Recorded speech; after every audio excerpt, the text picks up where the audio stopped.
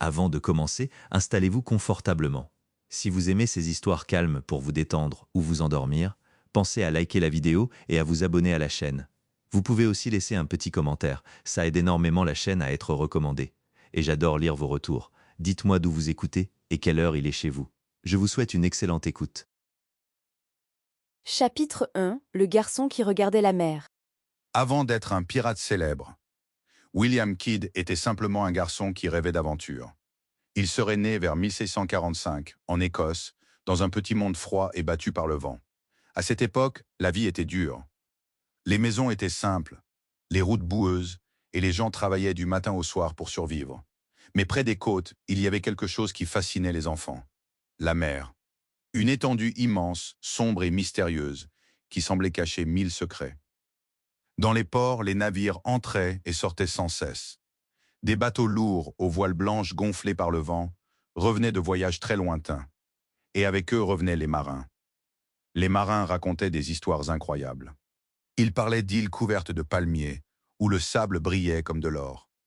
De tempêtes gigantesques où les vagues étaient aussi hautes que des maisons. Et parfois, de navires remplis de trésors. Le jeune William écoutait ces histoires avec des yeux grands ouverts. Pour lui, ces récits n'étaient pas seulement des histoires, c'étaient des promesses. La mer n'était pas seulement un endroit dangereux, c'était une porte vers un autre monde. Alors, en grandissant, William Kidd prend une décision. Il ne passera pas sa vie sur la terre ferme. Il deviendra marin. Quelques années plus tard, il quitte son pays et traverse l'océan pour rejoindre les colonies anglaises d'Amérique. Il arrive à New York, un port bruyant, plein de marchands, de navires et d'aventuriers venus du monde entier. Là-bas, il commence comme simple marin. Mais William Kidd apprend vite, très vite. Il apprend à lire les vents, à comprendre les courants et à diriger un navire dans les pires tempêtes. Peu à peu, sa réputation grandit, jusqu'au jour où on lui confie enfin son propre navire. William Kidd est devenu capitaine. Et à ce moment-là, il pense que sa grande aventure ne fait que commencer. Mais il ignore encore une chose. La mer peut faire d'un homme un héros, ou le transformer en pirate. Chapitre 2. La mission qui devait le rendre riche. À la fin du XVIIe siècle, les océans sont devenus l'un des endroits les plus dangereux du monde. Des centaines de navires marchands traversent les mers chaque année. Ils transportent des cargaisons précieuses. De l'or venu d'Amérique, des épices d'Inde, de la soie de Chine, et parfois des trésors si précieux qu'ils pourraient rendre un homme riche pour toute sa vie. Mais ces navires attirent aussi un autre type d'hommes, les pirates. Dans certaines régions du monde, surtout autour de l'océan Indien et des Caraïbes, les pirates attaquent les navires marchands presque chaque semaine. Ils surgissent à l'horizon avec leurs voiles noires. Ils tirent au canon, puis ils montent à bord. Et en quelques minutes, ils repartent avec toute la cargaison. Pour les marchands et les rois d'Europe, ces attaques représentent des pertes énormes. Alors les gouvernements trouvent une solution. Au lieu d'envoyer uniquement leurs marines de guerre, ils donnent des autorisations spéciales à certains capitaines. Ces capitaines peuvent capturer les pirates et garder une partie du butin. On appelle ces capitaines des corsaires.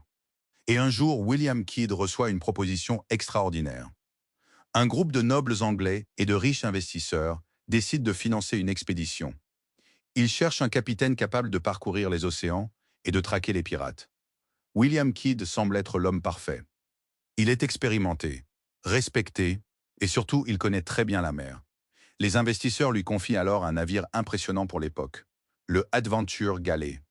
C'est un navire rapide, équipé de nombreux canons et conçu pour poursuivre les pirates sur de longues distances. Pour Kidd, cette mission est une opportunité incroyable. S'il réussit à capturer plusieurs navires pirates, les richesses seront partagées entre l'équipage et les investisseurs. Et la part du capitaine pourrait être immense, peut-être assez grande pour qu'il n'ait plus jamais besoin de travailler. Alors, en 1696, William Kidd rassemble son équipage. Des dizaines de marins montent à bord du Adventure Galley. Certains rêvent d'aventure, d'autres rêvent simplement d'or. Quand tout est prêt, les amarres sont larguées. Les voiles se gonflent sous le vent, et le navire quitte lentement le port, direction l'océan Indien. À ce moment-là, William Kidd pense partir pour une mission honorable, une mission qui fera de lui un héros. Mais la mer réserve parfois des surprises, et ce voyage va bientôt prendre une direction que personne à bord n'aurait pu imaginer. Chapitre 3. Quand l'équipage perd patience. Le voyage du Adventure Galley dure beaucoup plus longtemps que prévu. Après avoir quitté l'Angleterre, Le navire traverse l'Atlantique, longe les côtes de l'Afrique, puis entre enfin dans les eaux chaudes de l'océan Indien.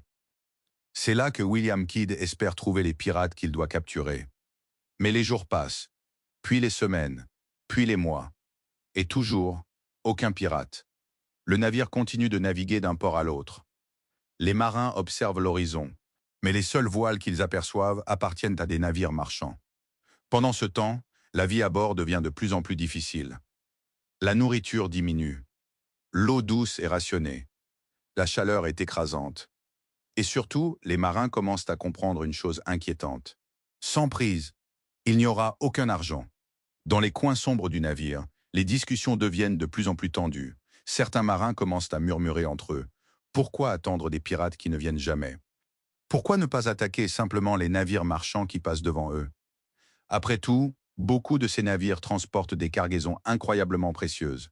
Des épices, des tissus rares, de l'or et parfois des richesses suffisantes pour rendre tout un équipage riche. William Kidd sait que cette idée est dangereuse, très dangereuse, car attaquer un navire marchand sans autorisation serait un crime. Ce serait franchir la ligne qui sépare un corsaire respectable d'un pirate. Mais la pression de l'équipage devient de plus en plus forte. Les marins sont fatigués, ils sont frustrés, et certains commencent à perdre confiance en leur capitaine. Un jour, un grand navire apparaît à l'horizon. Il semble lourdement chargé, et il navigue seul. Sur le pont du Adventure Galley, les marins observent la silhouette du navire qui se rapproche lentement. Tous les regards se tournent alors vers William Kidd, car c'est lui qui doit décider, attendre encore ou attaquer.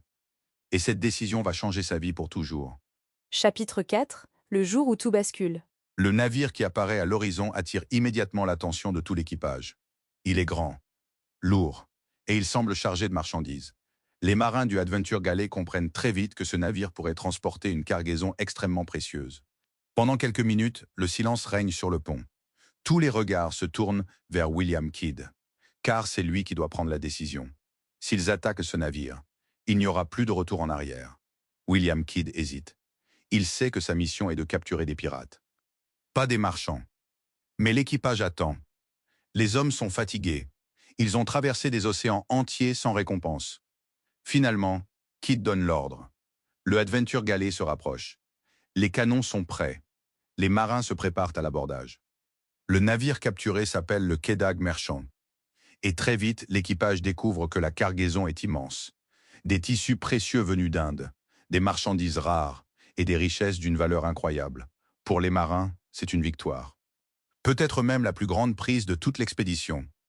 Mais très vite, un détail inquiétant apparaît. Le navire n'est pas un navire pirate. Il appartient à des marchands protégés par l'Empire moghol, l'un des empires les plus puissants du monde à cette époque. Et ces marchands sont des partenaires commerciaux importants de l'Angleterre. Quand la nouvelle de l'attaque se répand dans les ports, la réaction est immédiate. Les marchands sont furieux, les autorités veulent des explications, et très vite, un nom circule dans toutes les rumeurs. William Kidd, l'homme qui était censé capturer les pirates, est maintenant accusé d'être un pirate lui-même. Quand Kidd comprend ce qui est en train de se passer, il sait qu'il est en danger. Alors il décide de rentrer en Amérique. Mais avant d'arriver, il fait quelque chose qui va alimenter les légendes pendant des siècles. Sur une petite île près de New York appelée Gardiner's Island, il enterre une partie de son trésor. Peut-être pour le cacher, peut-être pour s'en servir plus tard. Personne ne le sait vraiment. Mais à partir de ce moment-là, une rumeur commence à circuler. Le capitaine Kidd aurait caché un trésor. Un trésor qui pourrait encore exister quelque part aujourd'hui. Chapitre 5. La chute du capitaine Kidd. En 1699, William Kidd arrive enfin en Amérique. Son navire jette l'ancre près de New York, la ville où il avait autrefois commencé sa carrière. Kidd espère encore pouvoir expliquer ce qui s'est passé.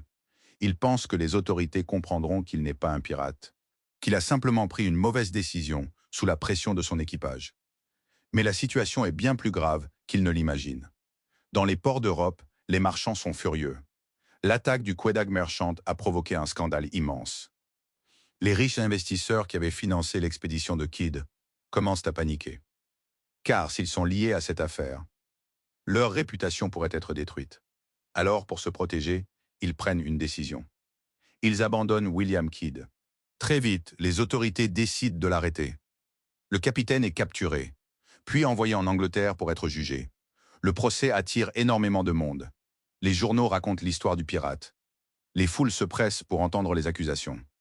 Dans le tribunal, Kidd affirme qu'il n'est pas un pirate. Il explique qu'il avait l'autorisation de capturer certains navires. Mais les juges ne semblent pas convaincus. Pour eux, la décision est déjà prise. Le verdict tombe. William Kidd est reconnu coupable de piraterie. La sentence est terrible. La pendaison. En 1701, à Londres, une foule immense se rassemble pour assister à l'exécution. Les gens veulent voir le célèbre pirate. William Kidd monte lentement sur l'échafaud. On raconte qu'il garde son calme jusqu'au dernier moment. Puis la trappe s'ouvre. Et la vie du capitaine Kidd s'arrête. Mais son histoire ne disparaît pas. Car depuis plus de 3 siècles, des aventuriers cherchent encore le trésor qu'il aurait caché.